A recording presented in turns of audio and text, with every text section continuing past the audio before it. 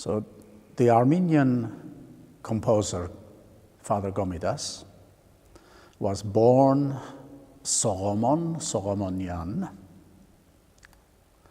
and of course Komitas was his priestly name when he got ordained.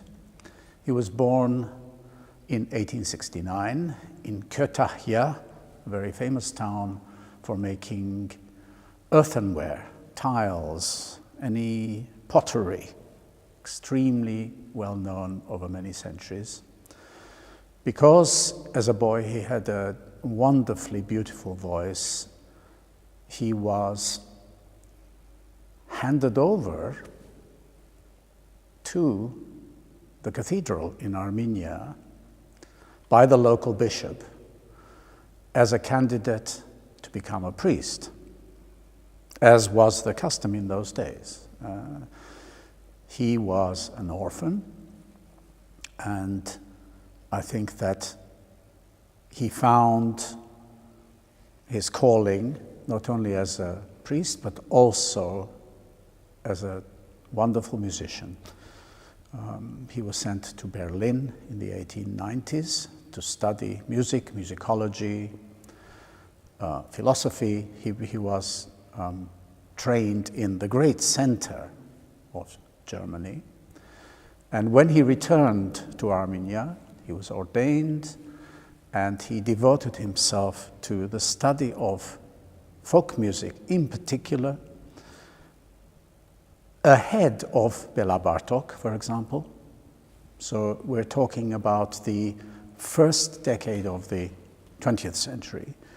He went around many, many villages and asked the peasants to sing their songs. And at the same time, he was doing research on the old Armenian neumes, the old Armenian musical notation, which to this day is not totally deciphered, because it's not our stave notation, it's actually neumes written on the words.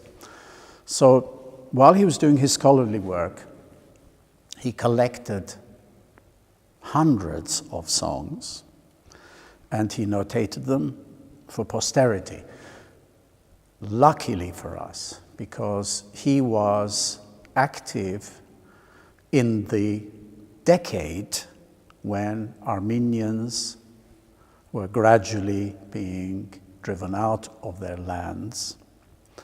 So it's really a coincidence that a man like Komitas lived at that critical time and provided us in future generations with music that would otherwise have disappeared, because the many, many songs that he preserved came from villages which were razed to the ground, and metaphorically at least, but the villagers were driven out.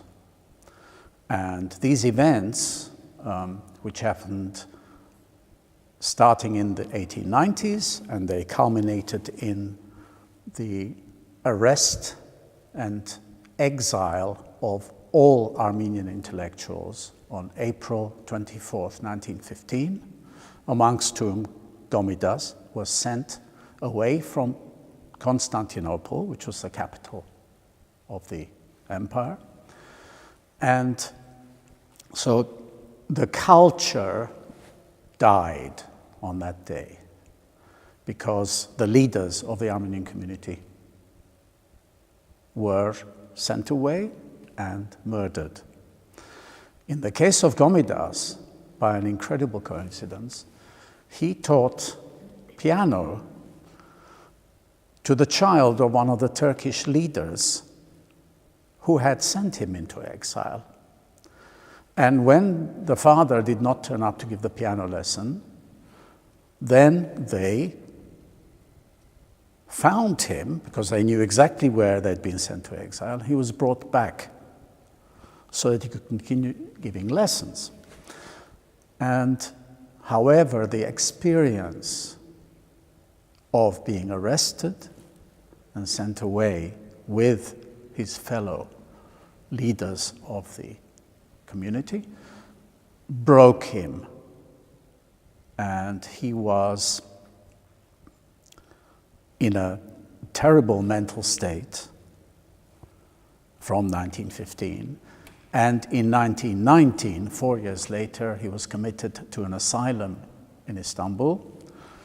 And very soon afterwards, he was transferred to an asylum in Paris. And he lived up to 1935. And I even have a family link with him because my great uncle, who was my first violin teacher, actually was in Paris in the mid-1920s and knew which hospital Komitas was in and actually went to visit him. And the nurses there said, he's not seeing anybody these days. He refuses to meet up with anybody. And so my great uncle waited and waited and waited. And finally, the nurses said, you should go, he will not see anybody. So he begged them to send a written note to explain whom he was. So he wrote something, and the nurses took it to Father Komitas. And my great uncle could actually see which room he was in. He couldn't see him, but he could see where they went.